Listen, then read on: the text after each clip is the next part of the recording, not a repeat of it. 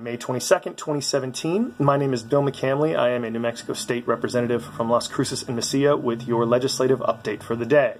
Wanted to give everybody a preview of the special session that's going to be taking place on Wednesday in a couple of days here in New Mexico. And if you all will recall, the governor of the state, Susana Martinez, vetoed all of the higher education budget for New Mexico back about a month and a half ago. So that includes all the four-year universities, all the two-year universities and community colleges, and a lot of other programs that are associated with them, such as the New Mexico Department of Agriculture, which is run through New Mexico State, the Small Business Development Centers, which are run through Santa Fe Community College, and the UNM Cancer Center, which really helps a lot of folks here in New Mexico deal with all of their cancer treatments. And so all of those would lose massive amounts of money. For instance, New Mexico State, where I live here in Las Cruces, gets 54% of their budget from the state. So if that got cut, it would be catastrophic to higher education in the state.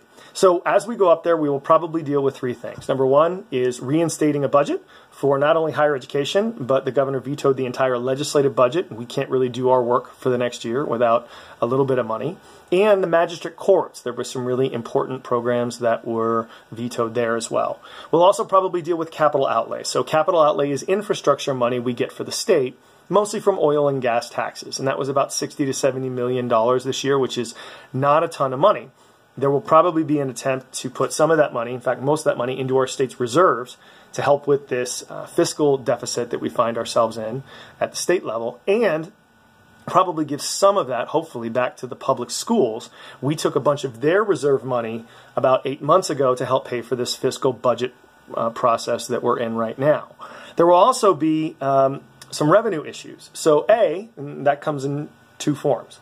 One, how do we raise enough money to make up for the $150 million difference between the budget we propose, which has stopped cuts? Remember, Democrats have been kind of going along with the governor and Republicans on cuts to education and social services and economic development and all those things for a couple of years, and we've kind of said enough's enough.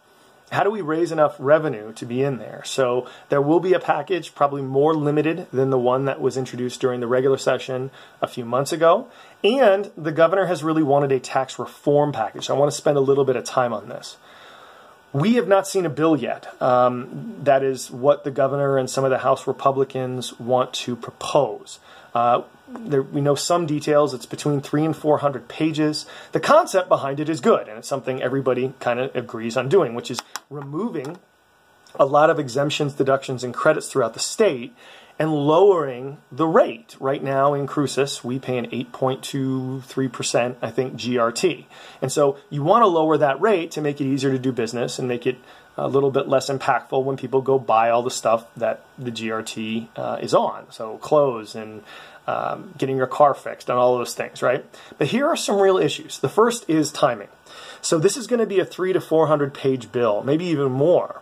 And if we haven't seen a bill yet, this is Monday night, and they want to introduce it on Wednesday at noon, it doesn't give anybody a real good amount of time to figure out what's in this and what's not. And that has some real issues for me, because I was here in 2013 when I got a tax bill on my desk 9 minutes, literally, before the session ended, and was asked to vote on it. Now, I didn't vote on it. It passed, but there were some real repercussions there. It was a huge corporate tax cut.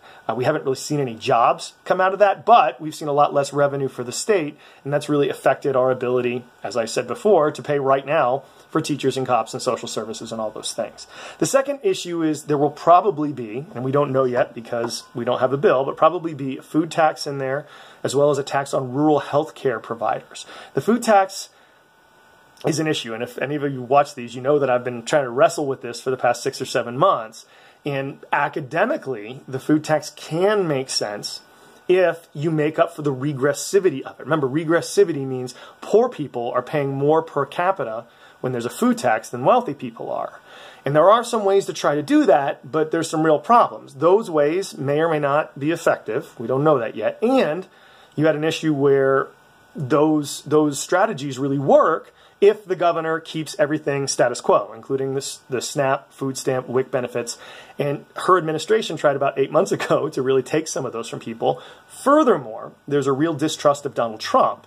In fact, just today, the news was reporting that he wants to cut WIC and food stamps by about 25%. And that makes it really, really hard to put a tax back on food and kind of hit people more when they're poor, and that's not something we want to do. So that's kind of the issue that we're going to be facing as we move up and talk about tax reform as well as some of the other issues. I'll be doing one of these on Wednesday and Thursday, and hopefully not Friday. Hopefully we're done by Thursday to let you know what's going on. Thanks for watching this. If you have questions, comments, or concerns on these or any other issues, love to hear from you, and hope everyone has a great Monday. Bye.